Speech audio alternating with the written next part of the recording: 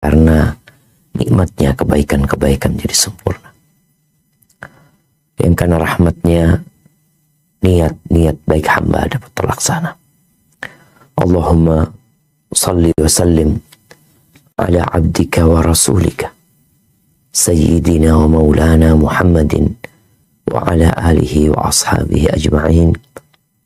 Amma ba'd. Jamaah rahimakumullah, sedikit menekankan tentang masalah niat ya. Kita tuh perlu duduk bersama diri kita sendiri, bermuhasabah. Apakah niat kita selama ini, karena kita tahu hidup ini untuk mengabdi kepada Allah SWT, sudah benar? Kenapa kita membuat majelis kajian ilmu? Kenapa kita menghadiri? Kenapa tadi kita sholat subuh?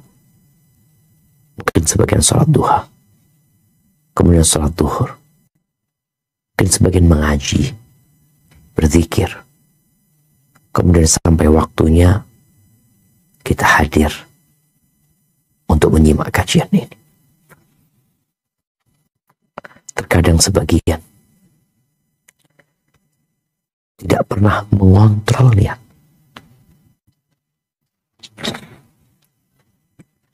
Yang menjadikan sebuah amalan itu jadi berat ditimbang. Yang menjadikan perkara sepele itu jadi besar kelak di hadapan Allah Azza wa Jalla. Itu niat. Maka tolong semuanya bermuhasabah. Ketika tahun ke-9 Hijriah, Rasulullah SAW mengumumkan kepada para sahabatnya akan kepergian mereka untuk berjihad di jalan Allah menuju ke Tabuk. Berangkatlah 30.000 sahabat menuju ke Tabuk. Perjalanan yang jauh, melelahkan.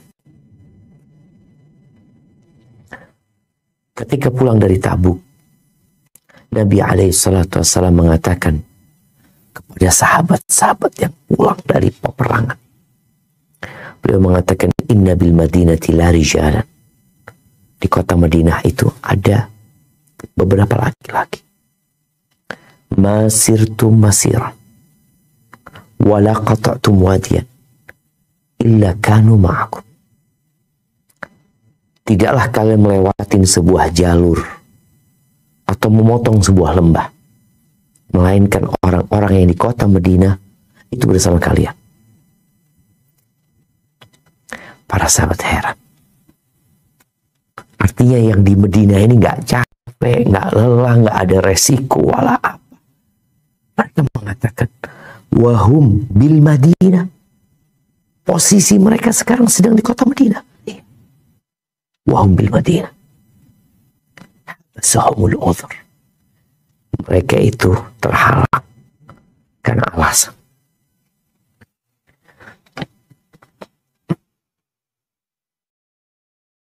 Boleh jadi yang sedang berangkat perang tidak dapat pahala gara-gara salah niat. Innamal a'malu binniyat wa innamal likulli imrin ma nawa. Jamaah rahimakumullah, berbincang tentang bagaimana membentengi keluarga di zaman fitnah ini. Keluarga itu pondasi sebuah bangsa. Keluarga itu benih peradaban. Keluarga itu benteng pertahanan. Keluarga itu taman memadu cinta dan kasih. Keluarga itu tempat kedamaian, ketentraman, dan hiburan. Keluarga itu adalah tempat kebahagiaan. Oleh karena itu, kita melihat bagaimana musuh-musuh Islam dan iblis sebagai pemimpin mereka itu berusaha sekuat tenaga untuk mempreteli satu persatu dinding-dinding rumah tangga.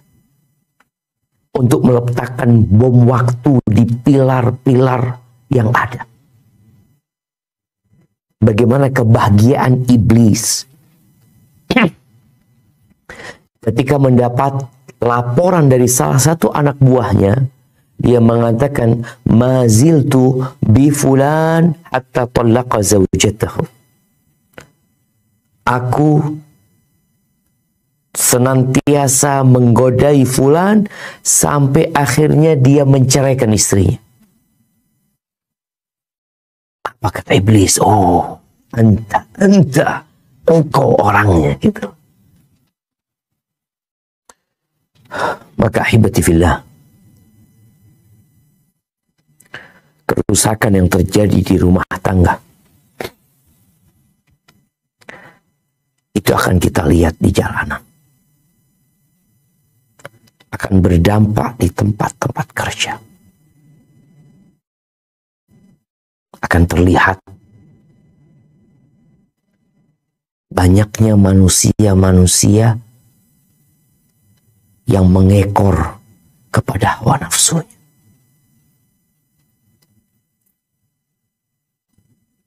Sebuah keluarga yang punya cita-cita yang indah, punya visi misi yang baik, insya Allah cahaya dari rumah itu akan menerangi daerah sekitar. Bagaimana masyarakat akan mengatakan keluarga fulan? Artinya orang-orang di kampung itu turut merasakan ketentraman, kedamaian yang ada di dalam rumah fulan. Tapi kalau kedamaian itu hilang, maka masyarakat akan merasakan dampak dari kekacauan yang ada di rumah ini. Anak-anak yang gelandangan, yang nggak jelas tujuan hidupnya, mencuri, minum, nyabu, jadi benalu di masyarakat, jadi sampah. Bahkan kadang-kadang masyarakat tidak mau menerima sampah. Ahibati fillah, semua dimulai dari keluarga. Bahkan semua dimulai dari satu orang. Apa kata Allah Azza wa Jalla di surat Al-A'raf ayat 189? Nah,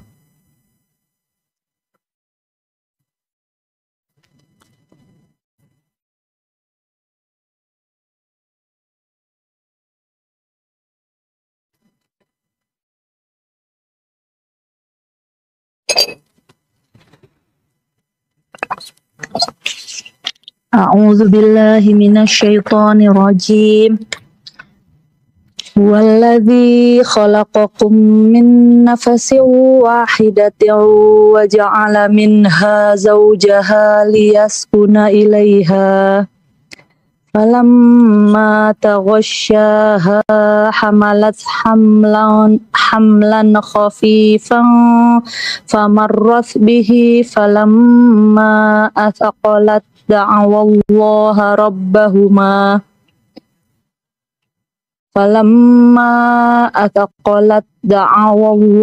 rabbahuma la in ataitana solihan lanakunanna minasyakirin. Dialah yang menciptakan kamu dari diri yang satu, dan daripadanya dia menciptakan istrinya, agar dia merasa senang kepadanya. Maka setelah dicampurinya, istrinya itu mengandung kandungan yang ringan. Dan teruslah dia merasa ringan beberapa waktu, kemudian tatkala dia merasa berat, keduanya atau suami istri bermohon kepada Allah. Bermohon kepada Allah Tuhannya, seraya berkata, sesungguhnya jika Engkau memberi kami anak yang sempurna, tentulah kami termasuk orang-orang yang bersyukur. Dari situ dimulai rumah tangga. Dari situ dimulai 8 miliar manusia yang saat ini menempati bumi ini. Dari satu manusia yang kemudian dia menghubungi istrinya. Ada kecondongan dan kedamaian yang diciptakan oleh Sang Pencipta. Bagaimana tatkala dia hamil? Tatkala kehamilannya masih ringan, tambah hari tambah berat. Bagaimana mereka berdoa memohon kepada Allah agar dikasih anak yang sempurna, yang soleh. Mereka mengatakan kami akan menjadi orang-orang. Dari sanalah negeri ini bermula. Indonesia dan negeri-negeri yang lain. Ahibati fillah, pernikahan itu bukan hanya untuk menyalurkan syahwat. Pernikahan itu bukan sekedar untuk memperbanyak keturunan. Tapi di situ ada tanggung jawab yang besar. Bagaimana ketika seorang menikah, dia menyamakan visi dan misi untuk masa depan yang lebih di depan lagi. Semua ingin bersama keluarganya. Buktinya, suami istri berusaha untuk punya rumah. Ingin punya rumah yang nyaman. Di tempat yang nyaman. Luas, penuh dengan ketentraman dan kedamaian. Dia bikinkan kamar buat anaknya, walaupun mereka belum punya anak. Dia isi itu kamar dengan perabotan, walaupun sang anak belum atau tak kunjung hadir. Dia mulai berpikir mainan untuk anak-anaknya. Padahal dia belum datang. Kenapa? Karena Allah tanamkan di diri setiap hamba kecondongan kepada jenis lainnya dan kecintaan kepada anak-anaknya. Mereka ingin membangun sebuah keluarga. Bagaimana sekarang kita hidup di masa yang penuh dengan fitnah? Yang akhirnya banyak keluarga porak-poranda. Muncul pemikiran-pemikiran yang menyimpang. LGBT contohnya. Bagaimana tidak perlu lagi berpikir tentang masa depan, tapi berpikir tentang bagaimana nafsu tersalurkan. Ada lagi yang menikah tanpa ingin punya anak. Ada lagi yang disebut dengan resesi seks. Mereka tidak berpikir lagi untuk menyalurkan syahwatnya, dia berpikir untuk hidup. Untuk membiayai hidupnya. Sehingga di berbagai penjuru negeri di dunia ini banyak jumlah penduduk yang seperti piramid terbalik. Apa penyebabnya? Ya, fitnah.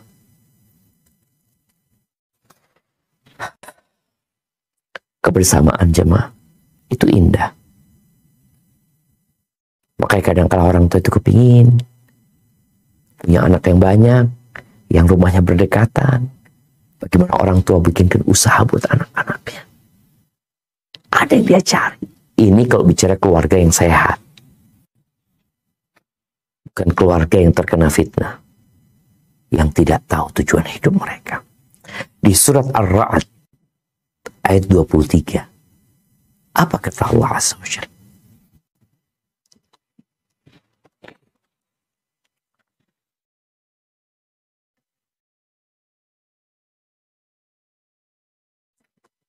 A'udzu billahi minasy syaithanir rajim.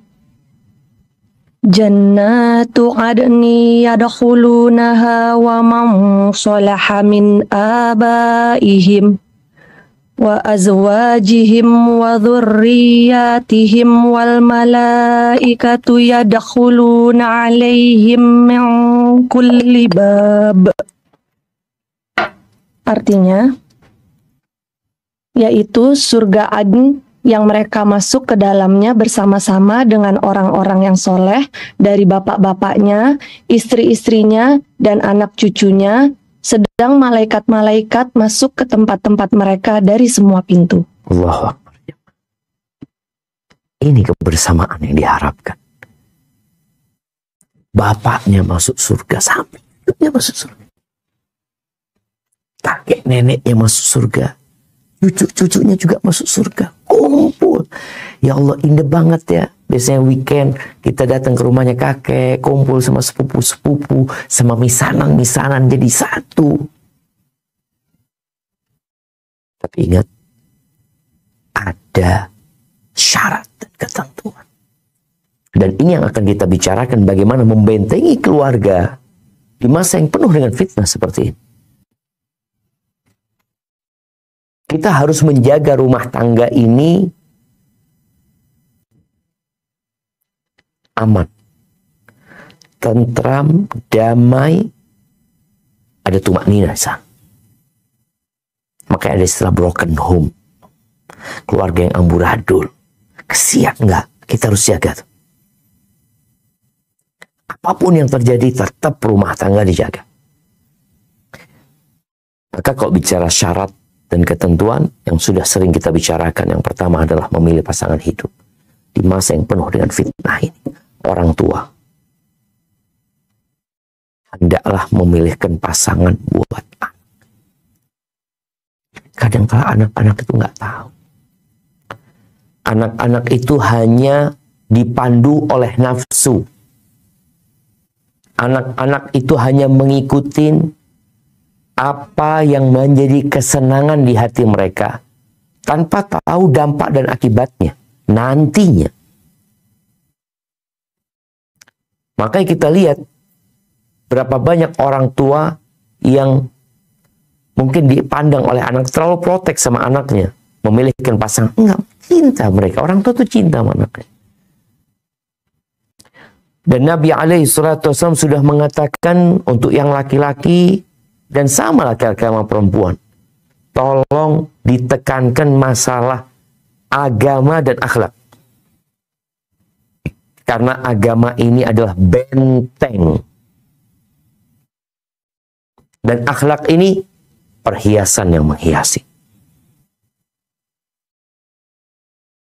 Kalau ternyata yang dipilih menjadi pasangan hidup udah penuh dengan fitnah kayak gini, yang dipilih pasangan hidup yang tidak sesuai dengan kriteria, lalu engkau berpikir bagaimana membentengi keluarga dari fitnah, apa kata Nabi SAW? Idza akhdakum man tardawna dinahu wa khuluquhu fa'ankihu. Apabila datang kepada kalian seorang laki-laki yang akhlak dan agamanya, atau agama dan akhlaknya kalian ridhoi, nikahkan. Wa illa, kalau tidak, apa yang akan terjadi? Takun fitnah fil ardi wa fasadun arid. Akan terjadi fitnah di muka bumi ini dan kerusakan yang besar. Gimana engkau berpikir mau membentengi keluarga dari fitnah, sedangkan yang engkau lakukan adalah menimbulkan fitnah? Ini kata Nabi SAW. Maka di zaman yang penuh dengan fitnah, jangan bikin fitnah. Jangan cari fitnah.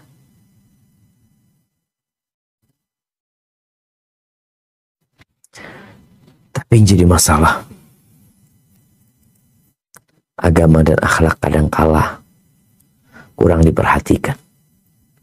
Yang diperhatikan adalah penampilan dan harta. Padahal Allah nggak ngelihat kepada rupa wala kepada harta. Yang dilihat adalah kepada hati dan amal perbuatan. Disinilah akhlak dan agama. Wanita juga seperti itu.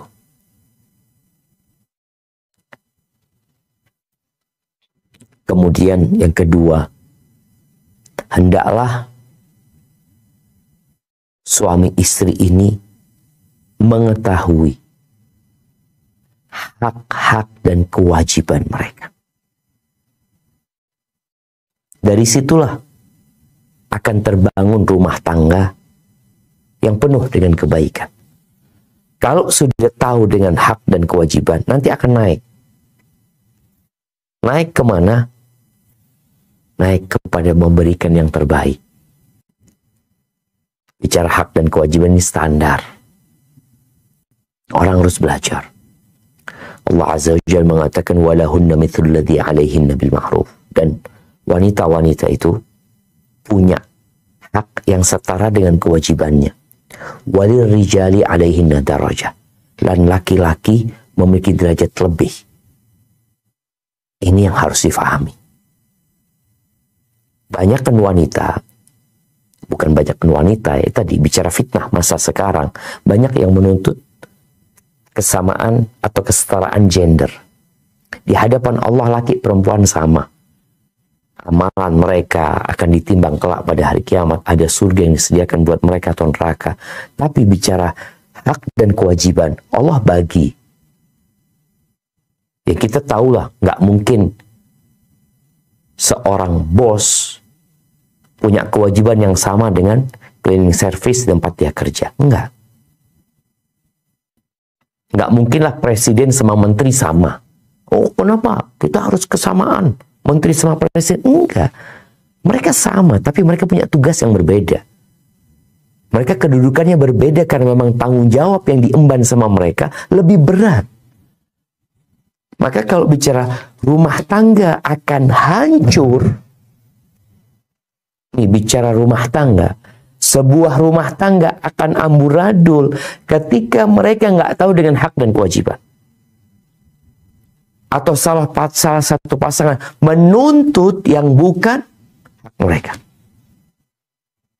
Maka perlu belajar. Membentengi keluarga di zaman fitnah ini perlu belajar. Belajar tentang rumah tangga, tentang hak dan kewajiban. Apa sih kewajiban istri? Kenapa kita ngelihat sekarang banyak perempuan bekerja. Bekerja full, bekerja cari uang. Berangkat pagi, pulang malam. Bagaimana dia menjalankan tugasnya sebagai seorang istri? Oke, kalau posisi dia sebagai seorang istri. Bagaimana dia menjalankan tugasnya sebagai seorang ibu? Kalau dia selain istri, dia juga ibu, punya anak. Bagaimana dia menjalankan kewajiban-kewajiban dia? Dia sibuk dengan yang nggak wajib, meninggalkan yang wajib. Bicara mencari nafkah, bekerja mencari uang, itu kewajiban suami. 100% kewajiban suami. Ini bicara suami dikasih kedudukan lebih, tapi ada tanggung jawab yang lebih. Ada kewajiban yang harus dia lakukan. Tapi ketika suami istri sibuk bekerja, sampai mengabaikan tugas-tugas mereka, itu selesai. Kita bukan melarang perempuan untuk bekerja mencari harta ya, mencari uang. Tapi engkau harus tahu dengan hak dan kewajiban. Jangan gara-gara engkau cari uang yang tidak wajib buat engkau meninggalkan kewajiban mendidik anak, melayani suami. Itu fitnah. Maka tolong belajar. Dan harapan ana sih, harapan ana, semuanya itu sebelum menikah, sekolah. Ya sebulan umpamanya. Ikut pendidikan bagaimana menjadi seorang istri yang soleha. Kalau itu seorang wanita. Kalau itu seorang laki-laki menjadi suami yang baik. Bagaimana menjadi ibu. Karena Anda lihat yang kuliah sampai doktor. Kalau kuliah dia itu adalah kuliah ekonomi, ya dia nggak akan pernah belajar bagaimana menjadi seorang ibu. Kalau dia kuliah hukum, ya dia juga akan pernah belajar. Kalau dia teknik, ya udah nggak belajar. Bangun rumah, bangun jembatan, bangun hotel. 200 lantai. Umpamanya. Bisa. Tapi membangun rumah tangga nggak bisa. Maka yang kedua tadi, belajar. Engkau pilih pasangan hidup. Engkau belajar bagaimana menjalani rumah tangga. Kemudian yang ketiga, tolong menolong. Di masa yang penuh dengan fitnah ini, kita nggak bisa jalan sendirian.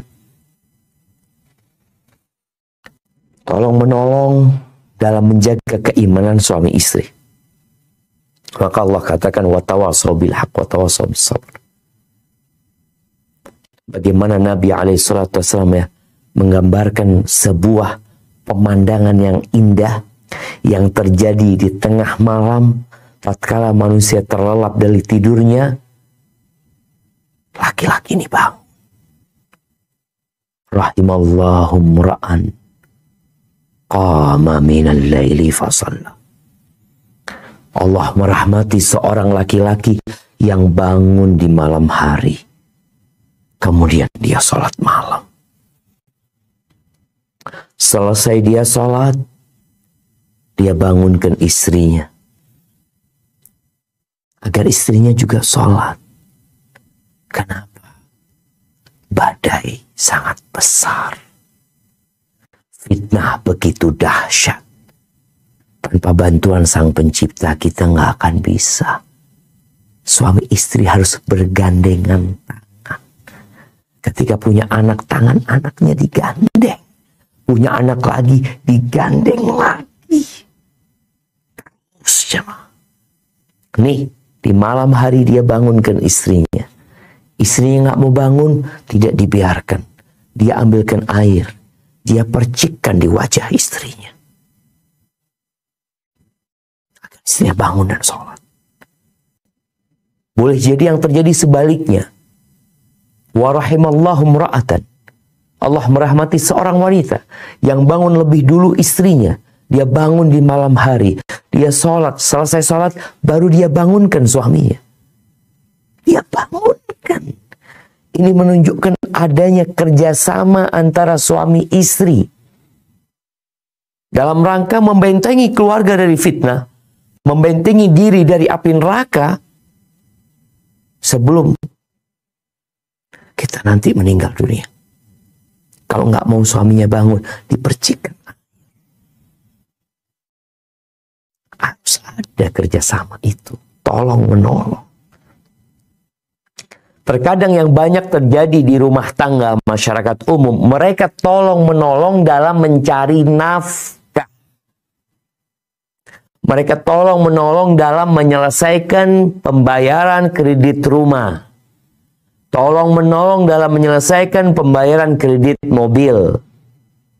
Lalu kapan engkau tolong menolong dalam menguatkan keimanan, membentengi keluarga dari fitnah yang ada? Kemudian tolong menolong dalam mendidik anak. Bukan hanya tugas wanita. Engkau sebagai seorang ayah, engkau harus selalu hadir, memberikan arahan. Orang tua perlu hadir bersama anak-anaknya. Walaupun sekedar duduk di sana. Gak belajar sama bapaknya. Belajarnya sama emaknya. Atau sama gurunya. Tapi bapaknya ada di situ. Melihat, mengawasi. Senang tuh anak. Ini perlu mendidik anak-anak. Kemudian perlu tolong-menolong dalam menumbuhkan cinta dan kasih sayang di dalam rumah tangga. Rasulullah Sallallahu Alaihi Wasallam memberikan contoh. Jadi bagaimana keluarga ini mencontoh keluarganya Nabi Sallallahu Alaihi Wasallam. Keluarga yang penuh dengan cinta dan kasih sayang, penuh dengan kelembutan, penuh dengan kehangatan. Kata Nabi alaihi salatu wassalam, khairukum khairukum li ahli. Orang yang terbaik di antara kalian adalah yang paling baik sama istri, sama keluarga. Maka bagaimana menjadi seorang suami idaman? Dan bagaimana menjadi istri kesayangan suami? Ya perlu ada usaha. Yang kalau ini terjadi akan berdampak kepada anak-anak nantinya. Kita lihat bagaimana anak-anak yang tumbuh di dalam rumah tangga yang bapak ibunya selalu berantem. Yang bapaknya tidak menjalankan tugas dengan benar, yang ibunya juga tidak memberikan hak-hak bapaknya dengan tepat. Kira-kira dampaknya kepada anak di masa yang penuh dengan fitnah ini bagaimana?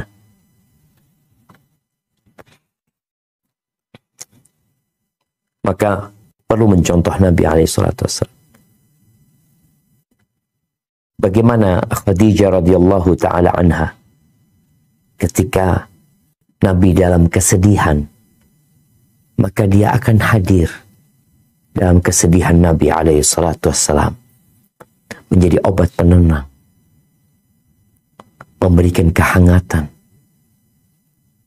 Ketika Nabi sedang senang, gembira, bagaimana Khadijah, bagaimana Aisyah, bagaimana istri-istri Nabi itu turut dalam kegembiraan. Jadi suami istri ini harus memahami kondisi pasangannya.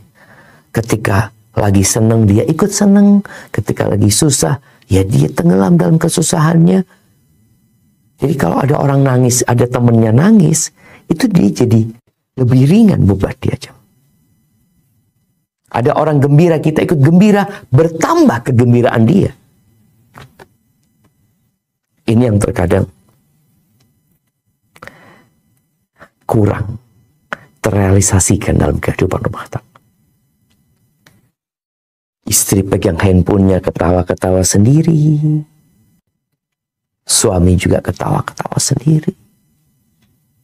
Coba kok bareng-bareng gitu. Ada sesuatu yang indah. Ditonton bareng nih, manfaat buat keluarganya. Lakukan hal itu. Engkau beli sesuatu yang enak, bawa, bagikan kepada keluarga. Ketika seorang istri terluka tangannya, terkena pisau, suaminya pulang, bagaimana dia hadir, juga mengobatin luka di tangan istrinya. Ini semua dalam rangka membentengi rumah di zaman fitnah. Ingat di awal tadi yang disebutkan, misi iblis yang terbesar merusak rumah tangga. Bagaimana terjadi perceraian di sana yang akan membuat peradaban ini berantakan. Masyarakat itu kacau.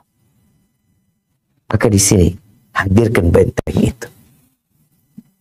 Ahibati fillah. Kemudian ya masalah di dalam rumah tangga kadang-kala terjadi. Karena kita sama-sama nggak sempurna. Ana sebagai seorang suami penuh dengan kekurangan. Istri-istri Ana ya penuh dengan kekurangan. Kita harus saling melengkapi. Ana bukan malaikat. Mereka juga bukan bidadari. Disinilah jemaah perlu adanya komunikasi yang baik antara para suami dengan para istri. Ketika ada masalah, jangan sampai masalah itu meruncing, menyebabkan banyak yang terluka. Kalau masalah itu meruncing, biasanya akan melukai banyak orang. Rasul sallallahu alaihi wasallam mengatakan, al-kalimatut thayyibah shadaqah. Kata-kata yang baik itu sedekah. Seorang istri ketika marah sama suaminya, usahakan diam. Diam. Nggak apa-apa diam. Nggak mau ngomong, ya. Kata Nabi SAW, idza ghadiba ahadukum falyaskut. Seorang suami juga ketika marah, diam. Setan akan berusaha bagaimana dua orang ini ketika marah berantem. Maka engkau diam. Kalau engkau dalam kondisi berdiri, duduk. Dalam kondisi duduk masih marah, rebahan. Kalau dalam kondisi kebersamaan itu akan menyebabkan terjadinya ledakan, maka tolong salah satunya pergi dari tempat itu. Suami khususnya, engkau keluar dari rumah, berangkat ke masjid, istirahat di masjid. Atau engkau cari tempat yang di situ engkau bisa berdialog.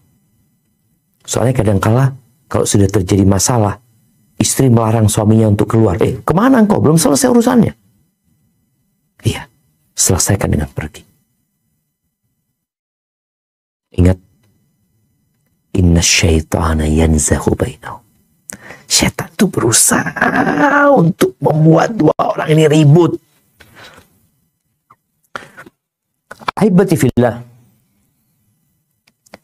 Ingat dengan kisah Nabi Yusuf alaihissalam.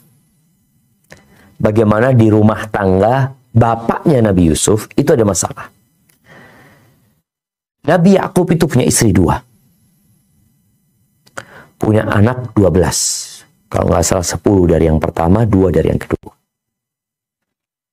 Terjadi keributan, yang menyebabkan kemudian mereka bersekongkol ini dalam rumah untuk membunuh Nabi Yusuf atau untuk mengasingkan Nabi Yusuf. Akhirnya mereka lakukan itu. Nabi Yusuf dipisahkan dari orang tuanya. Dengan pikiran mereka, udah nanti kita jadi orang soleh setelah Nabi Yusuf dibuang. Ternyata dalam rumah tangga itu terus jadi masalah. Kira-kira 30 tahun kemudian, masalah itu muncul di permukaan dan tampak siapa yang salah dan siapa yang benar. Pertanyaannya, apa yang dilakukan Nabi Yusuf atas kesalahan saudara-saudaranya dan apa yang dilakukan oleh Nabi Yakub atas kesalahan anak-anaknya? Diselesaikan dengan maaf. Selesaikan. Semua bisa diselesaikan. Karena sekali lagi kita ingin membentengi keluarga kita dari fitnah. Menakutkan. Jamaah rahimakumullah. Kita akan melanjutkan tentang pondasi-pondasi apa saja yang perlu disiapkan atau pagar apa saja yang perlu dibangun dalam rangka membentengi dan menyelamatkan keluarga dari fitnah. Kalau tadi bicara syarat dan ketentuan yang harus dipenuhin ya. Sekarang kita akan berbicara benteng apa saja yang perlu kita bangun nih. Maka tentunya yang pertama, membentengi keluarga dengan menjaga agama.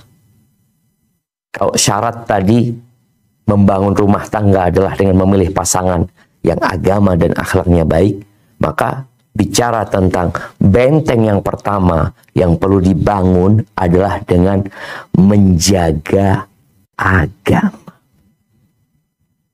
Mendidik anak-anak di atas agama. Tatkala banyak orang yang mengesampingkan agama, maka kita harus fokus dengan agama.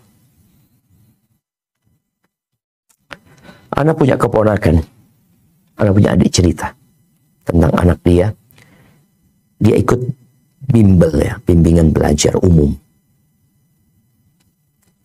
Sebelum maghrib mereka belajarnya. 2 anak ini sekolahnya di sekolah di SDIT ya.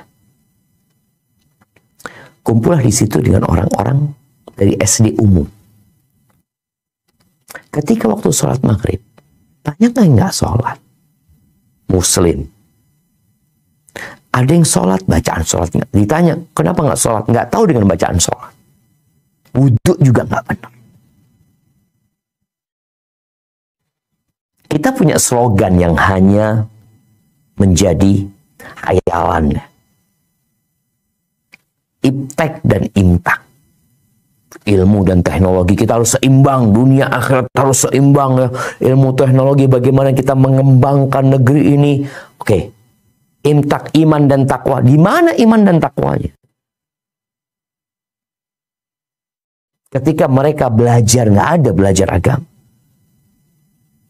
Bahkan agama dikesampingkan, dianggap sebagai perusak umat.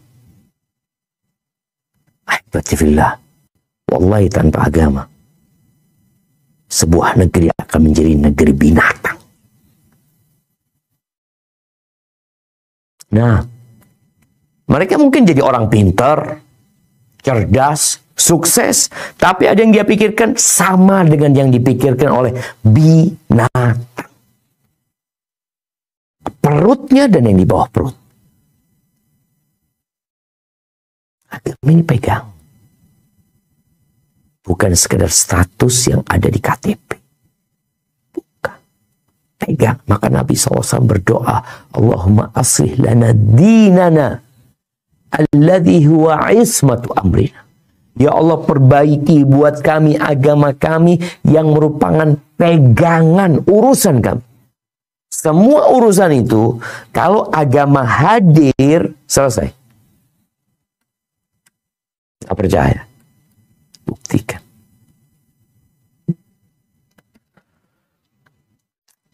Di surat As-Saffat ayat 102. Kita akan lihat di sini contoh tentang bagaimana pendidikan agama. Artinya benteng pertama anak itu agama, yang semua urusan selesai, insya Allah. Coba kita baca. Nah, As-Saffat ayat 102. A'udzu billahi minasyaitonir rajim. Falamma balagha ma'ahu as-sa'ya qala ya bunayya inni ara fil manami anni adbahuka fanzur madza tara. Qala ya abati fa'al ma tu'maru satajiduni insyaallahu minas sabirin. Maka tatkala anak itu sampai pada umur sanggup berusaha bersama-sama Ibrahim, Ibrahim berkata, "Hai anakku, sesungguhnya aku melihat dalam mimpi bahwa aku menyembelihmu, maka pikirkanlah apa pendapatmu." Ia menjawab, "Hai bapakku, kerjakanlah apa yang diperintahkan kepadamu, insya Allah kamu akan mendapatiku termasuk orang-orang yang sabar." Allahu Akbar. Ini ujian yang berat. Ya. Ujian yang berat. Fitnah yang dahsyat. Tapi bagaimana nih anak mengatakan, ya abati, kalimatu. Wahai ayahanda, laksanakan yang diperintahkan kepada. Pendidikan apa yang diberikan kepada itu anak? Sehingga dia jadi taat, patuh, nurut, berserah diri. Pendidikan apa aja? Agama. Maka orang yang tidak dididik dengan agama, dia akan bantah. Kita bicara istri, berapa banyak istri yang bantah sama suaminya. Karena memang pendidikan agamanya rendah. Atau niat belajarnya nggak benar. Maka pendidikan agama yang ditanamkan sejak dini kepada anak-anak. Bagaimana mereka mentauhidkan Allah Azza wa Jal. Bagaimana mendirikan sholat yang 5 waktu. Sejak kecil, sejak 7 tahun diperintahkan untuk sholat. Maka insya Allah itu akan menjadi benteng buat anak-anak dan keluarga secara umum ketika ada fitnah yang terjadi. Inna salata tanha 'anil fahsya wal munkar. Sesungguhnya salat mencegah dari perbuatan keji dan mungkar. Ini benteng. Engkau mau lepas kemana anakmu? Ketika engkau sudah berusaha semaksimal mungkin membentengi dia dengan agama. Semoga Allah yang menjaganya. Nabi SAW mengatakan, ihfadillah yahfadka. Jagalah Allah. Allah pasti menjaga. Taib yang kedua, membentengi keluarga dengan menjaga nasab dan kehormatan. Bicara nasab dan kehormatan. Ribuan, puluhan ribu janin-janin yang diaborsi. Mereka nggak agama yang nggak benar. Tidak pernah dididik bagaimana menjaga kehormatan, harga diri, martabat. Di masa jahiliyah,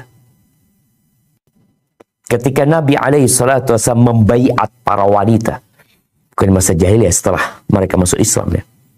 Ketika penaklukan kota Mekah, ketika Nabi membaiat wanita-wanita yang dahulunya hidup di masa jahiliyah mereka, membaiat mereka, wala yaznina, di antara poin penting dalam baiat tersebut adalah mereka, para wanita, tidak berzina.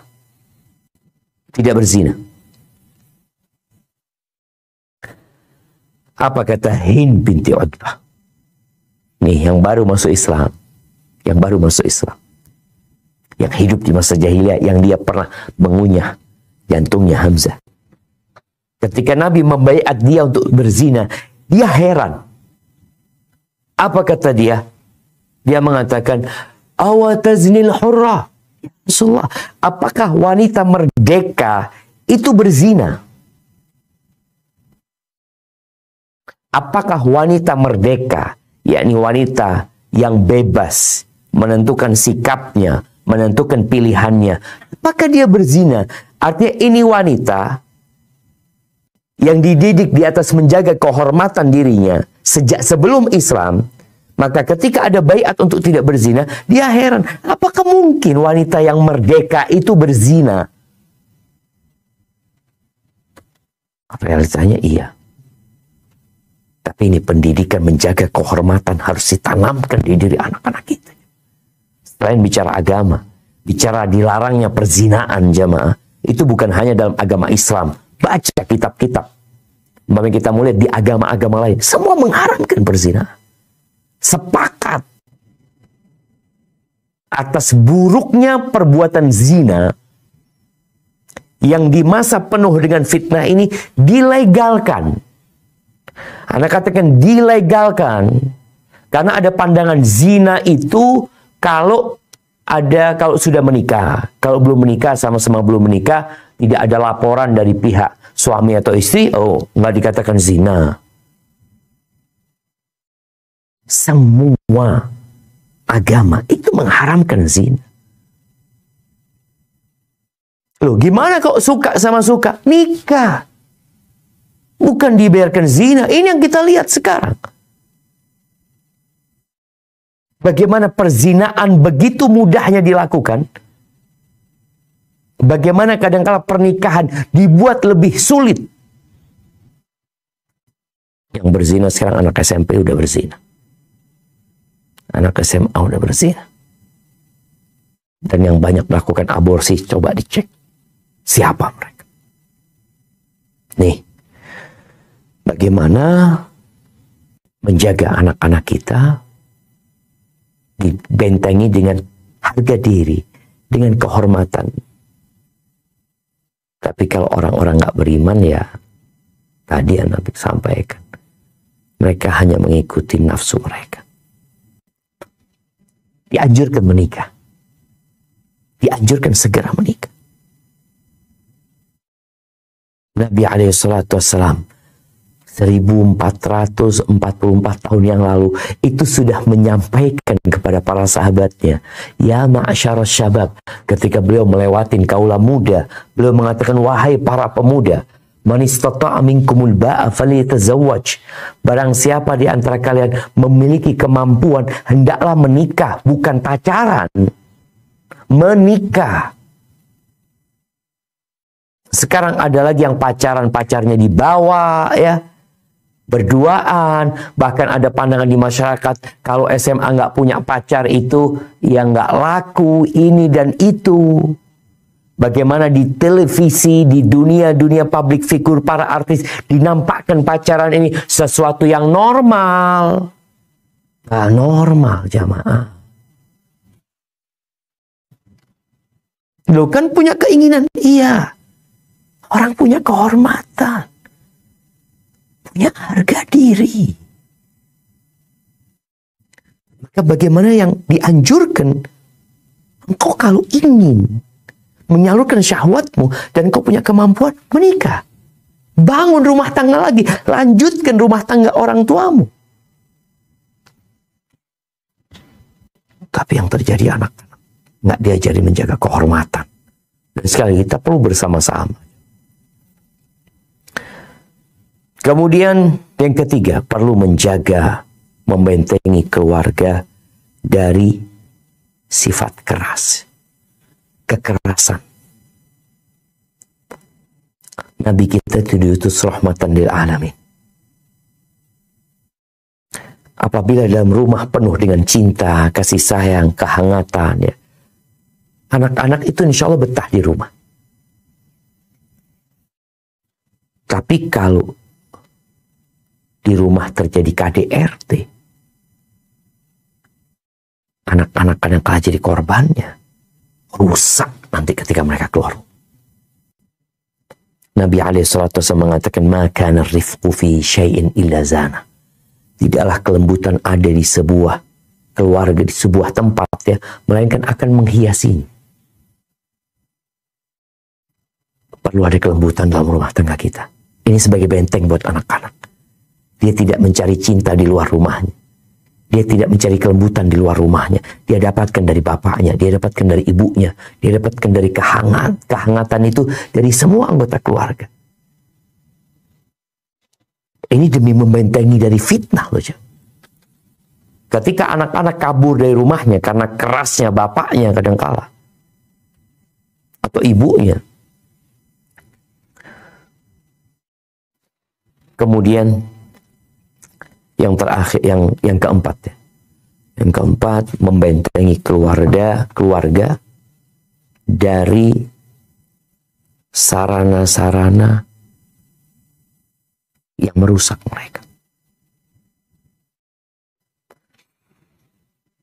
Ketika memberikan kepada anak handphone, laptop, internet, fasilitas-fasilitas itu, hendaklah anak-anak dikondisikan. Ana seringkali ngomong sama istri Ana, kalau anak-anak dikasih handphone, tolong didampingi. Anak-anak pegang handphone, nah, fadhal. Tapi ada di ruang tamu umpamanya, bareng-bareng nih. Anak-anak kadang-kadang pulang dari pesantren, ya, dia pegang handphone, ya udah. Dikasih waktu. Karena boleh jadi kita udah jagain tuh anak, tapi ternyata fitnah itu masuk lewat genteng rumah kita, lewat kabel atau lewat wifi. Maka mau tidak mau, ya kita perlu nonton sama mereka hal-hal yang bermanfaat, duduk sama mereka. Karena kadang-kala anak-anak sudah kecanduan sama handphone, ya. Dia harus pegang handphone. Oke. Dia ingin menonton sesuatu, selama itu boleh, duduk di sini. Bicara game yang sekarang dikembangkan untuk apa? Ya, agar orang hidup bermain-main. Jadi nggak serius hidup mereka. Menang dia, menang di mana kok? Sukses, di mana kesuksesan? Di sana, dalam hayalan. Dalam handphone yang kau pegang. Tapi dalam dunia itu nggak ada kesuksesan. Maka bagaimana orang tua sekarang menjaga anak-anaknya, membentengi anak-anak dari berbagai sarana yang merusak mereka, dengan memberikan ganti kepada mereka. Memberikan pendampingan, memberikan ganti buat mereka. Insya Allah, mereka akan terjaga. Dan yang terakhir, doa. Ini doa sebenarnya yang pertama, yang di tengah, dan yang terakhir. Artinya kita selalu berdoa memohon kepada Allah Azza wa Jalla. Bagaimana Allah menyebutkan doanya orang-orang soleh, ya. Dia mengatakan, Rabbana lana min azwajina wa dhurriyyatina qurrata a'yun waj'alna lil muttaqina imama. Wahai Rabb kami, anugerahkan buat kami dari pasangan-pasangan hidupnya, dari anak-anak keturunan kami, penyejuk pandangan, dan jadikan kami pemimpin buat orang. Rabbi habli minas salihin, ya. Rabbi auzi'ni ashkura ni'mataka allati an'amta alayya wa ala walidayya wa an a'mala salihan tardah wa aslih li fi dhurriyyati inni tubtu ilaika wa inni minal muslimin. Dan berbagai macam doa, baca doa, terus memohon kepada Allah, perbaiki hubungan kita sama Allah, perbaiki kondisi kita, insya Allah Allah perbaiki keluarga kita, anak-anak kita, dan semoga Allah menjadikan negeri kita negeri yang baldatun tayyibatun warabbun wafur. Itu mungkin yang dapat Anda sampaikan, kurang lebihnya mohon maaf. Ana kembalikan ke moderator. Jazakillah khair. Wa jazakallahu khair wa barakallahu fiik Ustadz untuk paparannya. Dan Masya Allah Ustadz, ini pertanyaannya juga banyak, sangat terkait dengan poin-poin yang sudah Ustadz berikan tadi. Ana izin untuk pertanyaan pertama Ustadz. Tafadhali. Bismillah. Assalamualaikum warahmatullahi wabarakatuh Ustadz. Semoga Ustadz selalu dalam rahmat dan dalam lindungan Allah Subhanahu wa Ta'ala bersama keluarga, tim, serta seluruh jamaah kajian. Izin bertanya Ustadz, kami punya anak remaja SMA yang alhamdulillah dari SD sampai SMA berada dalam lingkungan agama, sekolah IT. Seiring fitnah zaman teknologi saat ini, ananda akhwat SMA ini terpapar tontonan. Dulu Korea, sekarang anime Jepang.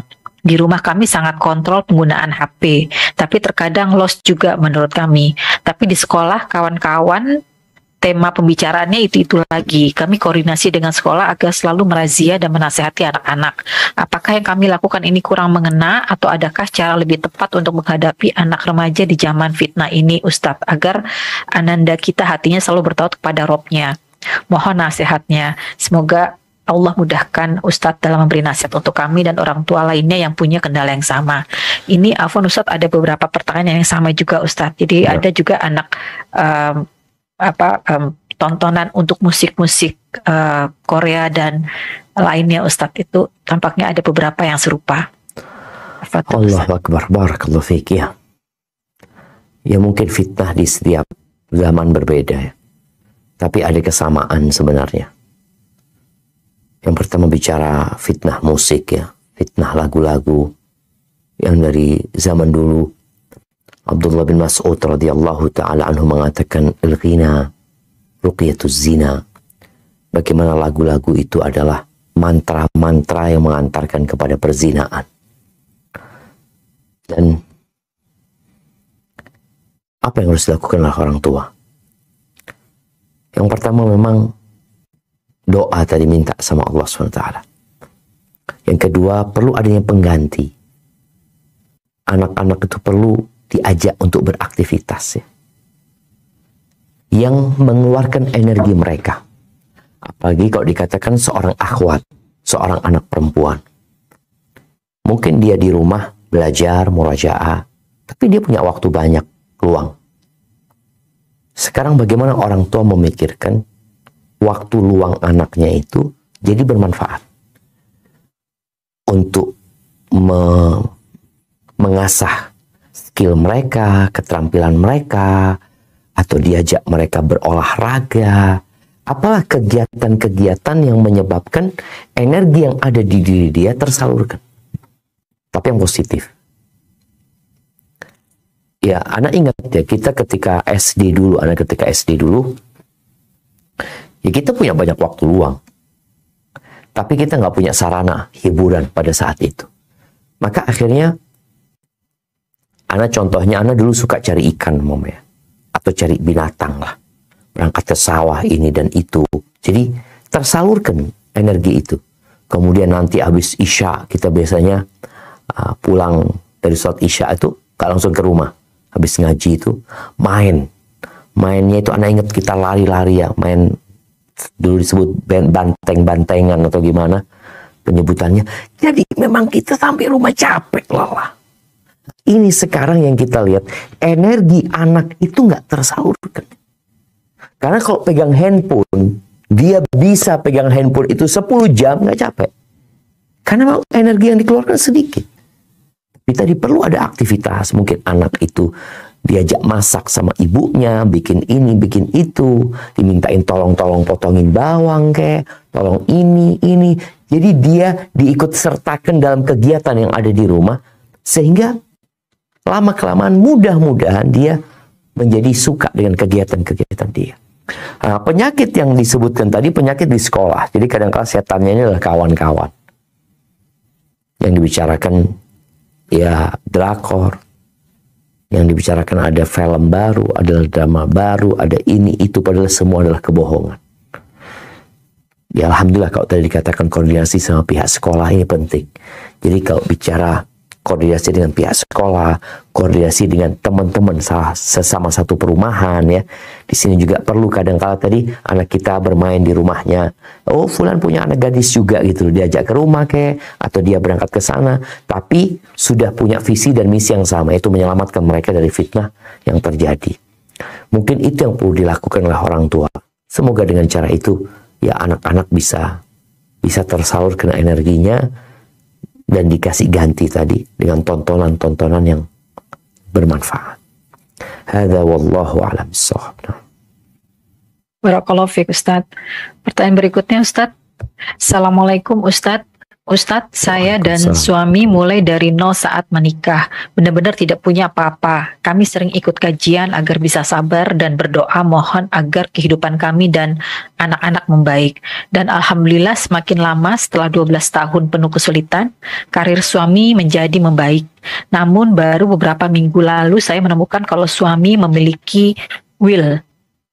Ustadz, saya merasa sangat hancur dan dari kajian seorang ustadz dikatakan kalau suami selingkuh, tugas istri adalah mengingatkan dan bila memang tidak terpisah maka menganjurkan agar suami menikahi wanita tersebut. Saya nggak yakin kuat ustadz dan nggak yakin suami agamanya cukup kuat. Apa yang harus saya lakukan ustadz? Saya sudah terbesit untuk meminta berpisah. Mohon nasihatnya ustadz. Allahu Akbar jemaah. Ujian buat manusia itu tidak ada selesainya. Nabi SAW pernah mengatakan, hal tantadhiruna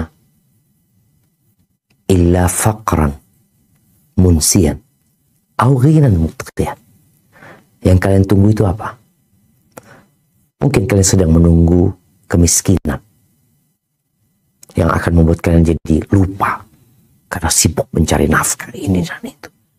Atau kekayaan yang membuat kalian melampaui batas.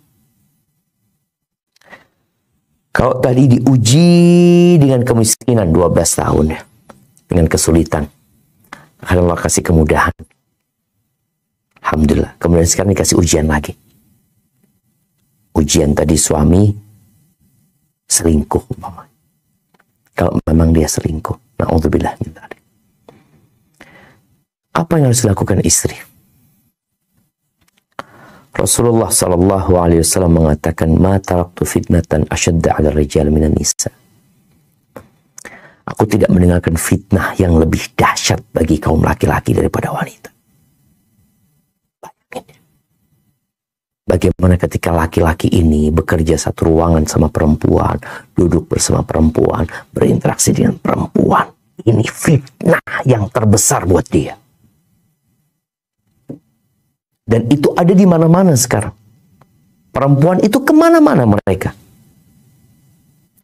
Boleh jadi mereka kerja karena kebutuhan, boleh jadi mereka kerja karena kemauan, tapi tadi disampaikan sehingga banyak rumah tangga yang berantakan karena banyak wanita yang cari nafkah padahal itu nggak wajib buat dia dan dia meninggalkan kewajiban untuk mendidik anak-anak. Atau melayani suami. Tapi apa yang harus dilakukan sekarang? Yang pertama ya, kasih nasihat suami untuk bertakwa kepada Allah Azza wa Jalla.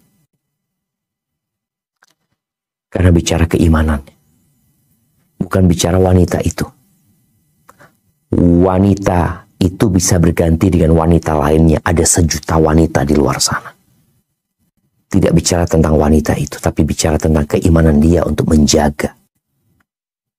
Jangan sampai dia berbuat yang dimurkain Allah Azza wa Jalla. Ketika bicara apakah dia menikahi lagi perempuan itu? Kalau dia berzina, memang pezina itu pantas menikah dengan wanita pezina. Tapi diharamkan buat orang-orang yang beriman. Maka engkau jangan menganjurkan suamimu berzina, tapi suruh dia bertobat kepada Allah Azza wa Jalla. Dan suruh wanita itu bertobat. Kalau nanti sang suami mungkin memang dia merasa butuh untuk menikah lagi, itu perkara lain. Tapi sekarang yang perlu dilakukan adalah bertobat. Gak ada gunanya dia menikahi wanita itu tanpa bertobat.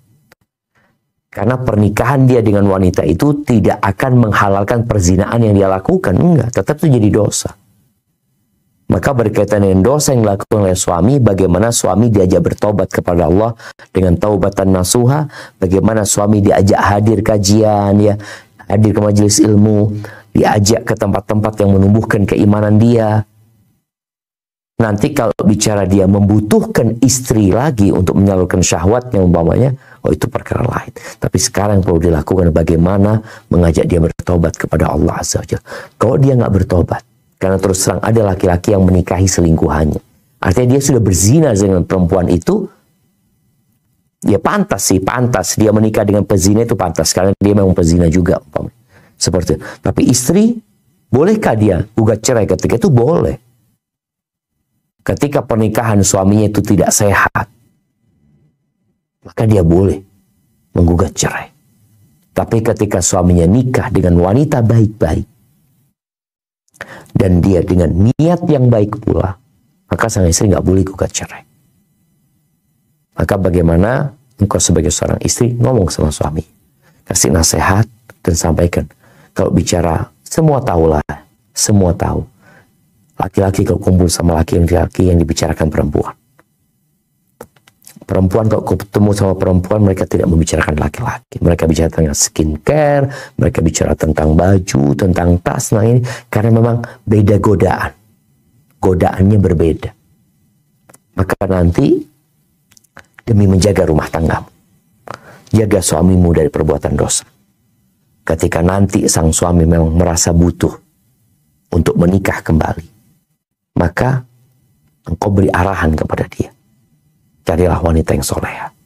Seperti kriteria yang sudah dibahas tadi. Itu kalau suamimu laki-laki yang soleh, yang menjaga sholatnya, yang taat sama Allah Subhanahu wa Ta'ala. Tapi kalau dia sama sholatnya nggak peduli, sama ibadahnya juga kurang-kurang, maka berarti suamimu bukan laki-laki yang soleh. Hadza wallahu a'lam bissawab. Barakallahu fiik Ustaz. Berikutnya akan dipersilakan untuk bertanya langsung Ukhti. Afwan, satu pertanyaan langsung Ukhti Tias, tafadholi. Bismillahirrahmanirrahim. Assalamualaikum warahmatullahi wabarakatuh. Barakallahu fiik ilmunya Ustaz. Afwan izin bertanya, bagaimanakah hukumnya jika di dalam satu keluarga ada sebagian yang masih jauh dari agama? Salah satunya seperti tidak sholat, juga menghalalkan riba. Bahkan indahnya itu terkena dalam semua anggota keluarganya. Apa yang harus dilakukan untuk menyadarkannya Ustaz? Hampir semua cara sudah dilakukan, tapi sudah berlangsung sangat lama belum sadar juga. Dan sampai di titik ini hanya dengan cara mendoakannya. Apakah meninggalkannya sendirian, berhijrah darinya, agar tidak terkena imbasnya lagi itu menjadi salah satu jalan keluarnya? Mohon bimbingannya Ustaz, jazakallahu khair. Masya Allah, barakallahu fiik.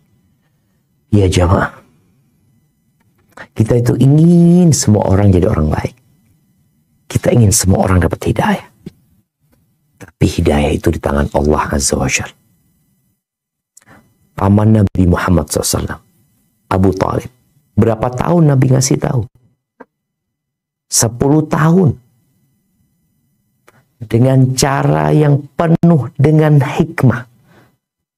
Dengan metode yang penuh dengan kelembutan. Tapi tetap mati di atas kekufuran. Bagaimana Nabi Ibrahim? Sama. Bagaimana Nabi Nuh sama istrinya, sama anaknya. Bagaimana Nabi Lut sama istrinya. Jadi tatkala kita memberikan nasihat, mengajak orang, ingat yang dapat merubah dia itu Allah Azza wa Jalla. Aku hanya berusaha.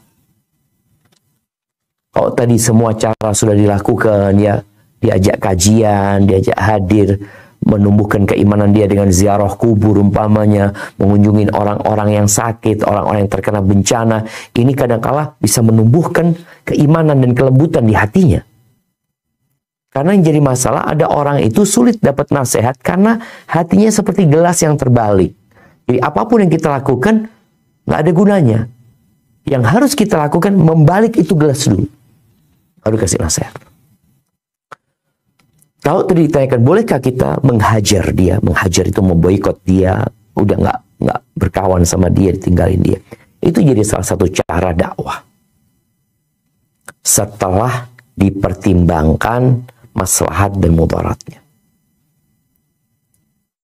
Ada orang yang kalau ditinggal sama keluarganya, nggak dipedulikan, dia semakin buruk.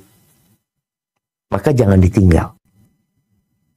Tapi ada orang yang kalau tinggalkan sama keluarganya, akhirnya dia merasa khawatir, takut, kemudian dia kembali kepada keluarga, kembali kepada kebenaran.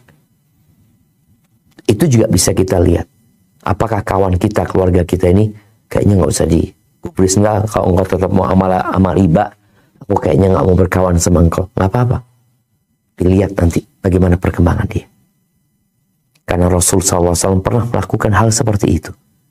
Bagaimana ada 3 sahabat yang tidak disalami sama Nabi. Semua sahabat dilarang untuk mendekati dia, ngobrol sama dia. Yang akhirnya mereka benar-benar bertobat kepada Allah Subhanahu Wa Taala. Jadi ini bicara pengobatan ya. Kadang-kala kita coba cara ini nggak berguna. Cara yang terakhir dalam pengobatan itu namanya ada kai, besi panas, sakit ya. Tapi insya Allah bisa ngobatin. Tapi dalam semua cara tersebut ingat, kita cuma berusaha. Yang memberikan hidayah adalah Allah SWT, sehingga doa kita harus semakin banyak.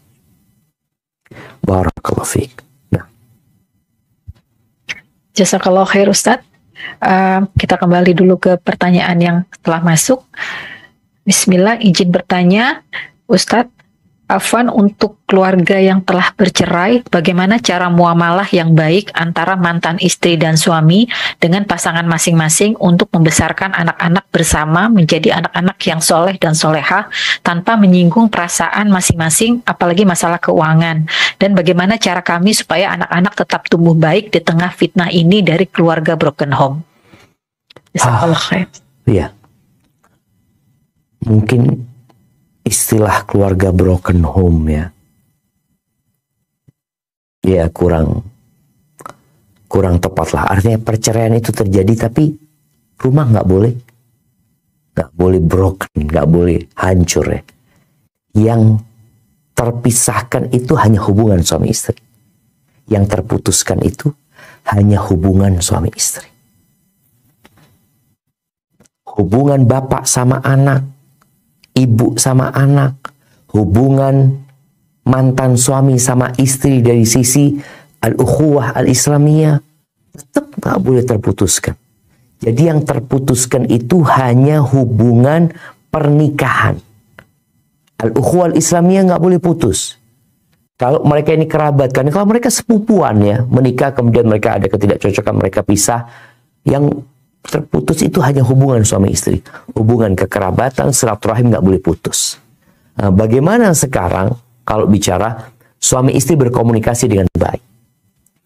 Mungkin sang suami sudah menikah lagi, sang istri sudah menikah. Nah, tinggal anaknya ini ikut siapa? Kalau ikut ibunya, ya bagaimana sang ibu ini menanamkan kecintaan di diri anaknya kepada bapaknya.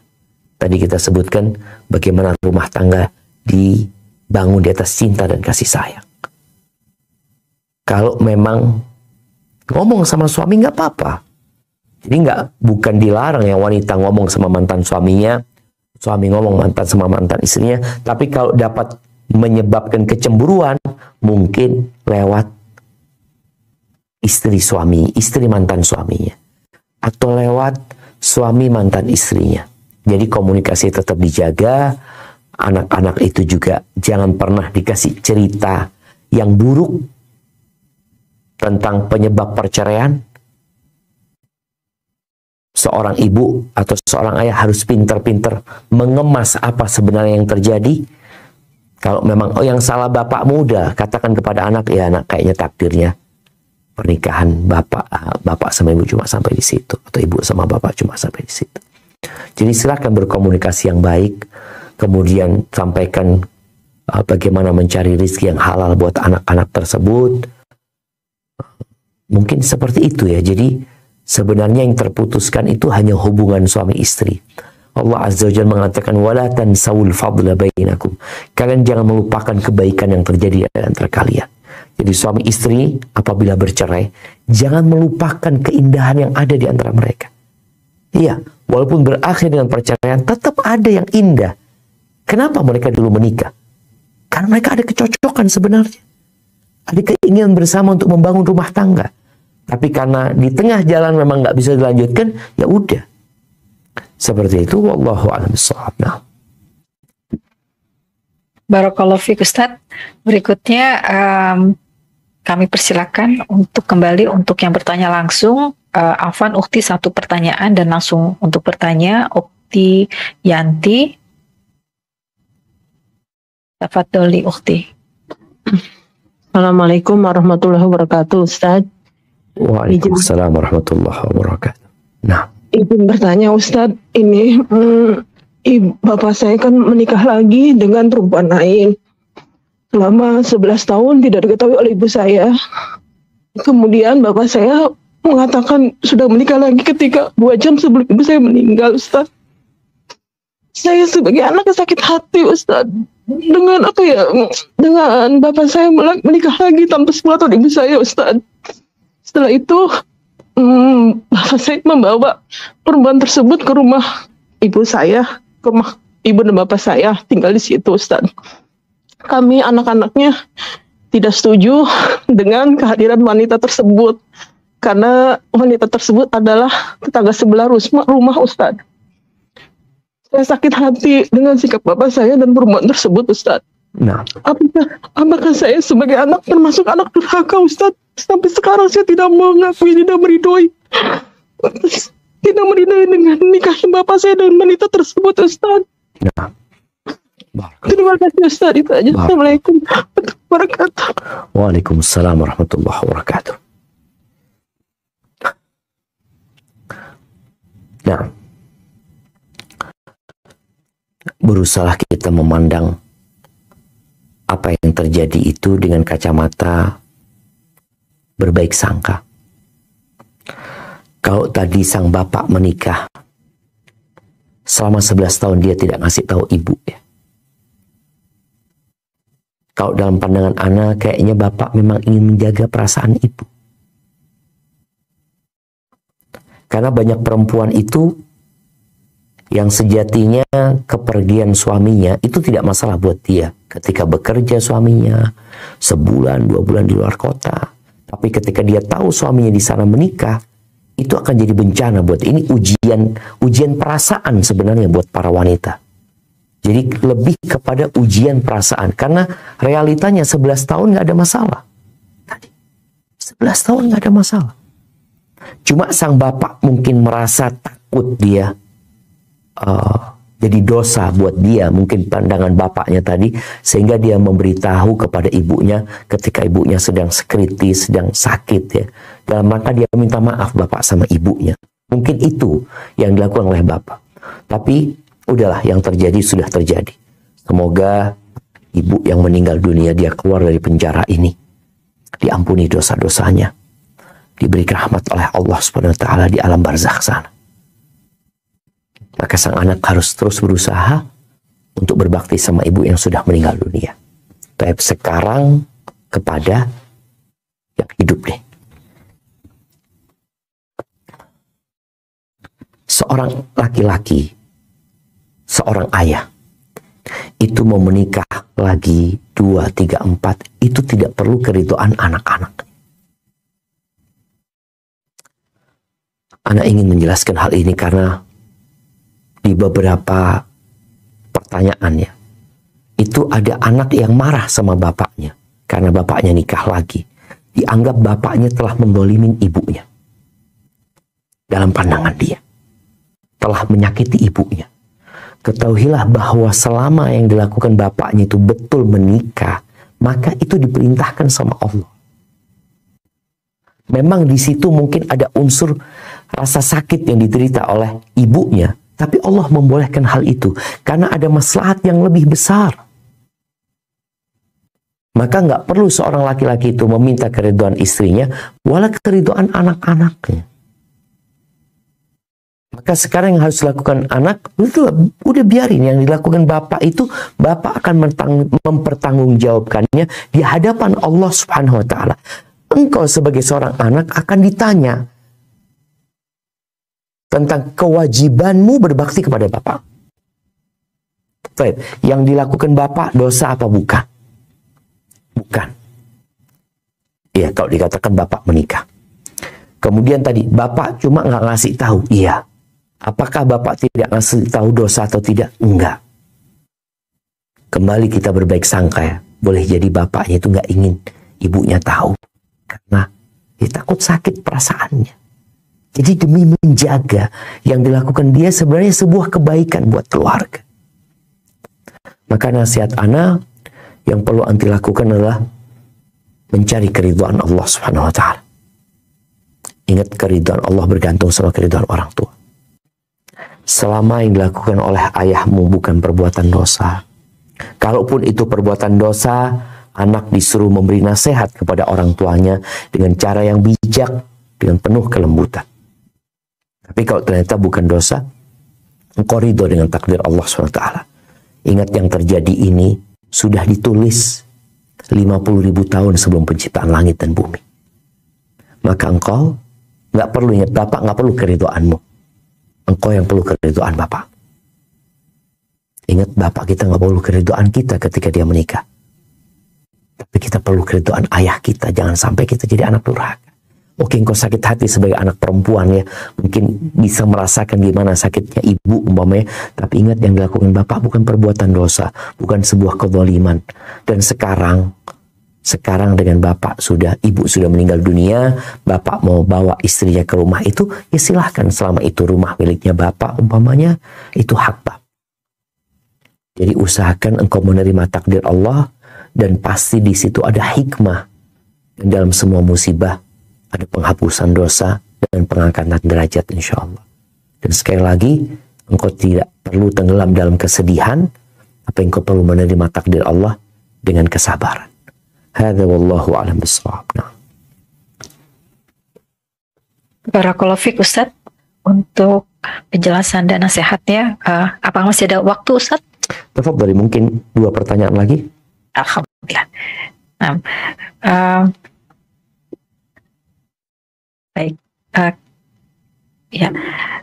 Saya bacakan dulu untuk yang pertanyaan yang telah masuk.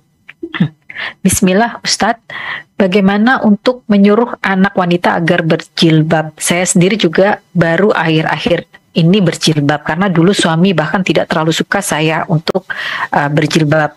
Umur berapa bagi anak jilbab menjadi wajib? Suami tidak membantu dengan alasan dulu kita juga pernah nakal, tapi alhamdulillah akhirnya kita pun setelah berkeluarga mendekat pada agama. Tapi saya khawatir setelah membaca kalau orang tua bisa terhalang masuk surga karena anak yang menuntut saat di akhirat. Mohon nasihatnya Ustaz. Masya Allah. Barakallahu fiik. Nah,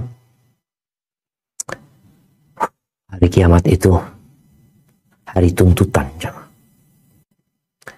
Makanya sampai Allah katakan, yauma yafirrul mar'u min akhihi wa ummihi wa abihi wa sahibatihi wa akhihi. Yauma yafirrul mar'u min akhihi wa ummihi wa abihi wa sahibatihi wa bani. Hari itu orang lari dari saudaranya, lari dari bapaknya, lari dari ibunya, semua pada lari, takut dituntut mereka. Maka kalau bicara mendidik anak, maka engkau akan ditanya, kullukum ra'in wa kullukum mas'ulun an ra'iyati. Semua pemimpin, semua akan dimintain pertanggungjawaban atas apa yang dia pimpin. Kerusakan orang tua bukan berarti melegalkan orang tua membuat anaknya rusak. Orang tua anggap dia menikah karena berzina. Apakah kemudian dia membiarkan anaknya menikah karena berzina dengan dalih, oh dulu kita kan juga menikah karena berzina? Tidak. Orang tua yang mungkin dulu pernah minum khamar, apakah kemudian dia membiarkan anaknya minum khamar dengan dalih dia dulu juga pernah nakal, pernah minum khamar? Lah. Harus bertobat kepada Allah Subhanahu wa Ta'ala. Dan di antara kesempurnaan tobat itu adalah bagaimana kita menjaga diri dan keluarga kita dari apa yang pernah kita lakukan dari dosa-dosa dahulu. Maka kalau bicara kewajiban, mulai kapan anak itu pakai wajib pakai jilbab? Ketika dia balik. Itu kalau bicara wajibnya. Ketika dia, kalau perempuan ketika dia datang bulan ya, ketika sudah tumbuh buah dadanya, ada tanda-tanda dia balik, maka dia wajib pakai jilbab. Sebelum itu ada pembelajaran. Jadi pembelajaran ini penting karena anak-anak kalau biasa pakai baju pendek, tahu-tahu langsung disuruh pakai baju yang tertutup, dia merasa berat. Maka perlu pembiasaan. Dan berapa banyak Anda melihat ya, orang tua yang sedih sebenarnya, ibu yang sedih. Dia sudah belajar, udah ngaji, tapi anaknya udah kadung dewasa ya. Dia nggak pakai jilbab, membuka auratnya, mengumbar auratnya. Kadang-kala nih ibu dengan jilbab yang syar'i jalan di mall bersama anak yang sangat terbuka. Ya Allah, ujian buat orang tua. Makanya buat orang tua yang anaknya udah kandung gede, ya dia hendaklah bertobat kepada Allah, mohon ampun sama Allah karena keteledoran dia tidak mendidik anak yang sedang kecil, dan semoga anaknya dapat hidayah. Hadza wallahu a'lam bissawab. Nah.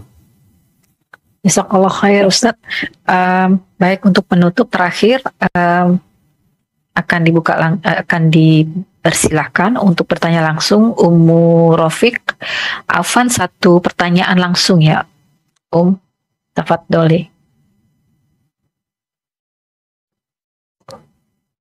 Assalamualaikum warahmatullahi wabarakatuh Ustaz. Waalaikumsalam warahmatullahi wabarakatuh. Ahlan wa sahlan. Naam, tafadhali. Naam Ustaz.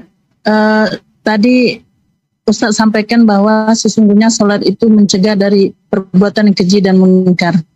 Nah, tapi kenapa kan kita lihat masih sangat banyak sekali orang-orang yang melaksanakan sholat itu melakukan perbuatan yang keji dan munkar. Mungkin karena sholatnya belum benar, baik dari awalnya wudhu, kemudian cara sholatnya ataupun bacaannya. Yang Ana ingin tanyakan Ustadz, ketika seorang perempuan sholat, itu kan suaranya harus pelan ya.